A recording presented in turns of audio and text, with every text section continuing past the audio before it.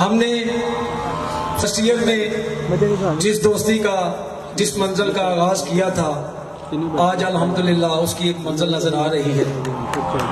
میں بڑی ریگارڈ کرتا ہوں اور میں صرف ایک اپنی زندگی کا ایک میرا واقعہ ہے وہ آپ کو میں بتانا چاہوں گا کہ تنظیمات کے بڑے گہرے دور میں ہم نے اکٹھا لمبا سفر کیا ہے. تو قائد محترم جب ہم نے کالج پولیٹکس میں سیاست میں قدم رکھا تو جھگڑے تھے، لڑائیاں تھی، عجیب تھا ماحول تھا. تو قائد محترم نے کہا معظم بھائی ہمیں ایک کام کرنا ہے.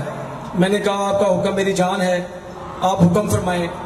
آپ نے کہا کہ نظریات اور سیاسی پارٹیاں تو علیحدہ ہو سکتی ہیں لیکن منزل جو ہے وہ ہماری ایک ہی ہونی چاہیے. تو میرے قائد نے اس وقت حکم دیا کہ ہم ایک کتاب قافلہ جو ہے یہ کتاب اٹھا کر سڑک میں جائیں گے اور ایک جو ہے وہ پیغام جو ہے وہ دنیا کو دیں گے کہ ہم کرنے کیا جا رہے ہیں.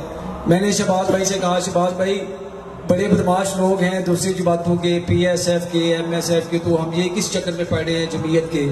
تو انہوں نے کہا کہ نہیں، جب منزل کا تعین کر لیں تو پیچھے مڑ کے نہیں دیکھنا. تو میں خراج تحسین پیش کروں گا اپنے قائد جناب چودھری شہباز رسول صاحب کو کہ اس وقت جو انہوں نے کتاب قافلے سے آغاز کیا تھا آج ایک منزل کی صورت میں ڈیری اینڈ کیٹل فارمر ایسوسی ایشن میں تانہ ور درخت بن چکا ہے.